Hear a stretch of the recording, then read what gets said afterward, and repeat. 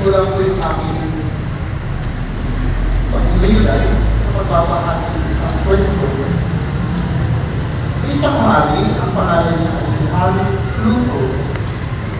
Si Hari Pluto ay isang napakabuting hari. Bukod sa kanyang ugali, napakalinis din yung kanyang puso. Minsan, nag-input siya doon sa paligid ng palasyo, sa kanyang mga lasang sakupan. At sa kanyang paglilibot, nakakita siya ng isang pulubi na nasa daan at punto lang sa paa. Sinabi sa kanya ng hari, "Halika, sumama ka sa akin sa palasyo." Kagyat na tumayo, at sa paa siya pero sa may maraming minuto. At nagdidumalo sumakay sa karwahe ng hari. At pagdating niya doon sa pagdating nila doon sa kanya, hindi na siya delikado.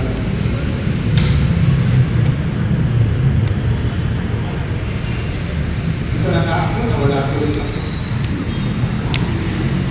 Nung pagdating niya doon sa kanya, tinira siya sa isang kwarto na kung saan nandun yung mga kayamanan.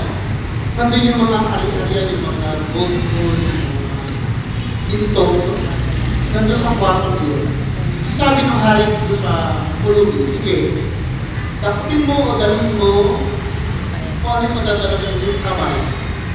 So, ang ginawa ng pulubi, kinuha niya yung mga ginto, yung mga gold coins na nandoon.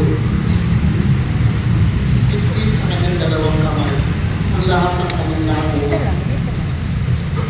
Tapos, paalisa siya, sinabi ng hari sa kanya, "Sandali lang. Okay, baby ako sa'yo.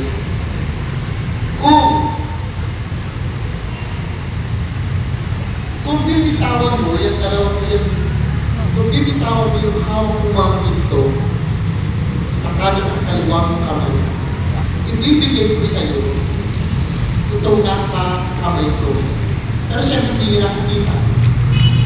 Sabi niya, "Ay, naku, mahal na hari. Okay na po sa akin itong hawak mo mga ginto. Sapat na ito para mabuhay ko ng maayos. Hanggang pa kinabubuhay." Okay. Tapos sabi ng hari, "Sa pang pagkakataon, kapalit ka na sa kamay ko. Sa mga hawak mo mga ginto, ano ang pipiliin mo?" Sabi ng pulubi, "Mahal na hari, masaya na ako at may hawak na ako. Ganito karaming ginto na makakatulong sa akin habang buhay." Okay, kung yung decision mo, sige.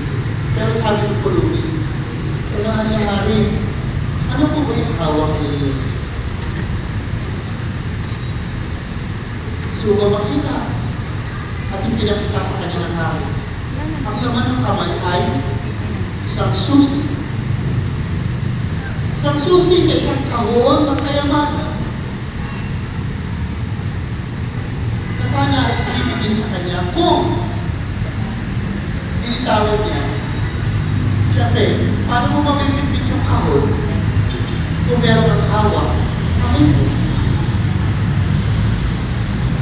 So, ano ang moral ng story? Minsan tayo, ang hirap natin bumitiw sa mga bagay. Pwede ba mahirap ko medyo naginig dito?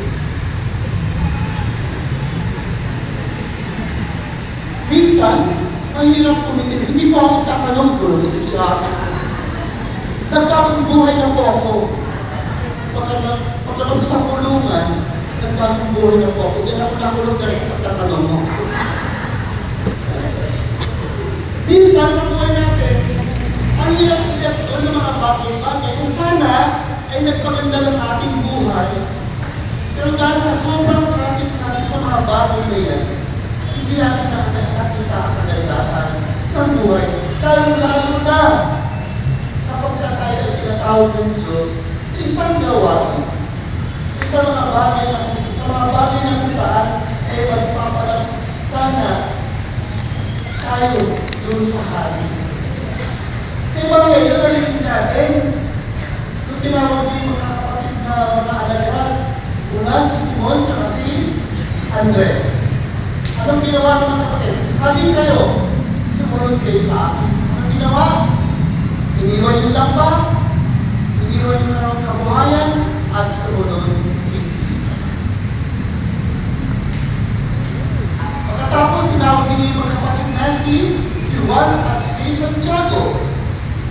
Anong ginawa? Hindi lang mga lambat ang iniwan, pati yung kanilang tatay na si Zebedeo. Kapalit ang kanilang buhay sa pagsunod kay Kristo. At anong ibig sabihin? Ano ang relevance sa ating buhay sa ngayon? Isang tayo, pag tayo wala ng pera, pag meron tayo magandang trabaho, pag malakas tayo, kaya ba natin i-let go yung mga bagay na ito kapalit ang ating paglilingkod sa Diyos? Kailan ba tayo nalapit sa Diyos? Pag